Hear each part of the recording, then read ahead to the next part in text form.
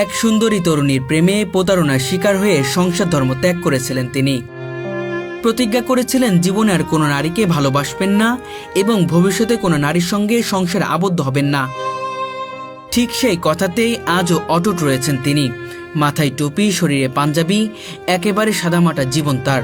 নাম তার গোলজার হোসেন, বয়স এখন প্রায় ৮০ বছর। জীবনের এতগুলো বছর তিনি একাই কাটিয়ে দিয়েছেন। না আছে সংসার, না আছে নারী, না আছে পারিবারিক বন্ধন, শুধু আছেন তিনি আর তার খোদা। সে আমার ভালোবাসতে বলে আমি চিন্তা করলাম যে একটু পরীক্ষা করিনি, যার ফলে এক বন্ধু ওর চিঠি একদিন, সে চিঠি লিখলে তার উত্তর যখন দিয়ে দিল তখন বুঝলাম যে ও আমার ভালোবাসার থেকে বাইরে। আর একজনের চিঠির উত্তর যে দেবে সে তো আমার ভালোবাসতে পারে না। যে বয়সে মানুষ প্রেমে পড়ে, ভবিষ্যতের স্বপ্ন দেখে, ঠিক সেই বয়সেই তিনি হারিয়ে ফেলেছেন জীবনের সমস্ত স্বপ্ন। ভালোবেসেছিলেন এক সুন্দরী তরুণীকে প্রাণের চেয়েও বেশি, কিন্তু সেই ভালোবাসার মানুষটি একদিন তাকে ছেড়ে চলে যায় তার এক ঘনিষ্ঠ বন্ধুর সঙ্গে। সেই দিনই যেন ভেঙে যায় তার ভেতরের মানুষটা। জীবনের প্রতি, ভালোবাসার প্রতি, নারীর প্রতি সমস্ত বিশ্বাস হারিয়ে ফেলেন তিনি। তারপর নিজের কাছে এক প্রতিজ্ঞা নেন, জীবনের কোনো নারীর দিকে তাকাবেন না, সংসার নামক বন্ধনে আর কখন আবদ্ধ হবেন না। এখন নারী জাতকে আমি তো আর বিশ্বাস করি না। অনেকেই বলে যে সব নারী তো সমান নয়, একটা নারী আমার সঙ্গে আসুক, ক্ষুধার ভালোবাসতে আসুক, কিটা আসবে? সে আমার কাছে কোনো কিছু চাবে না, শুধু ইবাদত চাবে, আর কিছু চাবে না। সে যৌন শক্তির ভিতরে দিতে পারবে না, সন্তানের ভিতরে দিতে পারবে না। প্রেম তো সন্তানের তার প্রেম হয় না, প্রেম তো পবিত্র। নারী ও সংসার ত্যাগ করে তখন থেকেই তিনি শুরু করেন খোদার পথে যাত্রা। নিজের গ্রাম ঝিনাইদহের হরিণাকুণ্ড উপজেলার শহরতলির পার্বতীপুর নির্জন এক মাঠের ভেতর নিজের হাতে একটি ছোট্ট ঘর নির্মাণ করেন। সেই ঘরের পাশেই গড়ে তোলেন বিশাল এক মসজিদ, যেখানে একসাথে শতাধিক মানুষ নামাজ আদায় করতে পারে। খোদার সন্তুষ্টির জন্যই এই মসজিদ নির্মাণ করেন তিনি। তবে আশ্চর্যের বিষয়, এত বড় মসজিদ থাকা সত্ত্বেও অধিকাংশ সময় তিনি একাই নামাজ পড়েন, নিজেই আজান দেন, নিজেই ইমামতি করেন, নিজেই একাকে নামাজ শেষ করেন। কারণ এলাকার মানুষ কেউই তেমন আসে না তার মসজিদে। কেউ ভাবে সংসার না করার কারণেই তিনি অন্যরকম মানুষ, কেউ আবার পাগলও বলে ডাকেন। সে আমাদের এলাকার দাদু হয় আমাদের, সে ভালো মানুষ, তার কোনো কুকাম করা আমাদের জীবনে দেখিনি।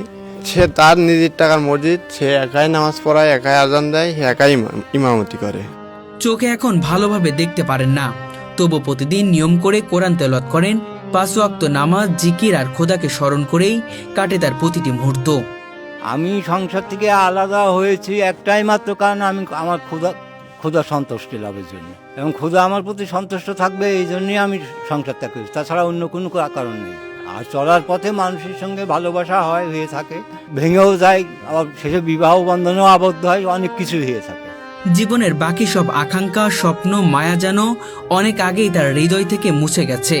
মানুষের ভালোবাসা আমাকে হারিয়ে দিয়েছে, কিন্তু খোদার ভালোবাসা আমাকে ফিরিয়ে দিয়েছে শান্তি। সংসারটা ওই একটাই মাত্র প্রভুর উদ্দেশ্যে, এইটাই জানিয়ে রাখেন। আর সেই ভালোবাসা আমি পাইছি, প্রভুর ভালোবাসা আমি পাইছি। নারীর ভিতরে সেই ভালোবাসা নেই, এটা কৃত্রিমতা। নজরুল বলেনি, আগে মন করলে চুরি, মর্মে শেষে হাইনলে চুরি। এত সততা, এত যে ব্যথা, তবু কিন্তু ওদের ব্যবহারকে আপনি ধরতে পারবেন? আপনি যতক্ষণ ফিল্ডে না নামেন, ধর্মের প্রকৃতভাবে নেমে যাবেন, সব কিছু ত্যাগ করে নেমে যান, তখন ওদের ধরতে পারবেন। জোড়া কি? তার মসজিদের পাশে আছে একটি পুরাতন কবর। সেখানে প্রতিদিন যান তিনি, পরিষ্কার পরিচ্ছন্ন রাখেন। কবরের পাশে বসে দোয়া পড়েন। মৃত্যুকে ভয় পান না তিনি, বরং মনে করেন দুনিয়ার কাজ শেষ হয়ে গেছে তার, এখন শুধু সময়ের অপেক্ষা, কবে খোদার কাছে ফিরে যাবেন। আমার মৃত্যুটা আমার প্রভু নেবে আর আমি চলে যাবো, তার সঙ্গে আমার সম্পর্ক। নজরুলের কথা কইনি, তুমি এক, তুমি অদ্বিতীয়, চির অধীন, তুমি মুক্ত, স্বাধীন, বাধা বন্ধনহীন, তুমি এক, তুমি অদ্বিতীয়, তুমি চির অধীন, আবার সকলের অধীন তুমি। বহু বছর আগে নিজের টাকায় গড়ে তোলা একতলা বাড়িটি আজ যেন জীর্ণশীর্ণ অবস্থায় পড়ে আছে। দেওয়ালে ফাটল, ছাদে মরিচা, তবুও তিনি সেখানেই থাকেন একা। নিজে রান্না করেন, নিজেই খান। ওই যে দেখলাম, এখন তো আমি যাই সেই একটা খেতাই করে নিলাম, জড়ি করে শুয়ে থাকে, আমার দেখা দিকে না, আমি তো ছেলে মেয়ে বিয়ে দিতে পারবো না। আমার কিছু দরকার নেই, আমার দরকার প্রভু। আমি দেখেন যত খারাপ পরিবেশ থাকে আমি নিরোগী, আর যত ভালো পরিবেশ হলো সব রোগী। ধন সম্পদের অভাব নেই, কিন্তু ভোগবিলাসের ছোঁয়া নেই কোথাও, কারণ তার কাছে দুনিয়া এখন নিকৃষ্ট। তিনি শুধু খোদার ভালোবাসাতেই শান্তি খুঁজে পান। আমার এখানে থাকার ইচ্ছা মোটেও নেই, এখন প্রভু যে কয়দিন ডাকবে সেই কয়দিন থাকতে হবে। হ্যাঁ, এই পৃথিবীটি আমার কাছে জঘন্য। ওই যে বিজয় সরকার কইল যে পৃথিবী যেমন আছে তেমন ঠিক হবে, সুন্দর পৃথিবী থেকে আমার একদিন চলে যেত। পৃথিবী ঠিক আছে, পৃথিবীর মানুষ আর ঠিক নেই। পরিবার ও সমাজ অনেকবার তাকে বিয়ে করার জন্য অনুরোধ করেছে, কিন্তু তিনি কখনো রাজি হননি। কেউ কেউ তাকে নিয়ে হাসাহাসি করেছে, কেউ বলেছে তিনি পাগল, কিন্তু তিনি কারোর কথায় পরোয়া করেননি। তার বিশ্বাস যে ভালোবাসা মানুষকে খোদা থেকে দূরে নিয়ে যায়, সেই ভালোবাসা অভিশাপ। তাই তিনি সেই অভিশাপ থেকে মুক্তি হয়ে বেছে নিয়েছেন ইবাদতের পথ। ওই উত্তর দিলে বন্ধুটা বলছে এই দেখো উত্তর পাই, তারপর থেকে কাটাপ আমার সারা হয়ে গেল। তারপরে আমি ধর্মের ইয়েতে আসি, ধর্মই করে যাচ্ছি। ডবল রোজা করেছি, 5 দিন বাদে সারা বছর রোজা করতে হয়েছে, 3-4 দিন না খেয়েও থাকতে হয়েছে। ওই মারফতি যে ওই ইয়ের যা আছে আপনার যে বিলাইতে যেটা আছে সেটা যদি নিতে হয় তা আপনাকে পীরের অধীনে দিতে হবে। আজ 80 বছর বয়সেও তিনি ফজরের পর তাকে দেখা যায় মসজিদে বারান্দায় বসে কোরআন তেলাওয়াত করতে। কখনো আবার চুপচাপ আকাশের দিকে তাকিয়ে থাকেন, আবার কখনো নিশ্চুপ হয়ে চোখ বন্ধ করে থাকেন। মুখে শুধু একটি কথা, আল্লাহ তুমি আমাকে তোমার কাছে নিয়ে নাও। গ্রামের মানুষ দূর থেকে দেখে অবাক হন, ভাবে কিভাবে একজন মানুষ এতটা বছর একা থাকতে পারে। কিন্তু যারা তার কাছে গিয়েছে তারা বলে তার চোখে তারা দেখেছে এক অদ্ভুত প্রশান্তি, এক অমলিন তৃপ্তি। গোলজার হোসেনের জীবন যেন এক নীরব প্রতিবাদ, প্রেমের প্রতারণার বিরুদ্ধে, মিথ্যা সংসার ধর্মের বিরুদ্ধে, দুনিয়ার মায়ার বিরুদ্ধে।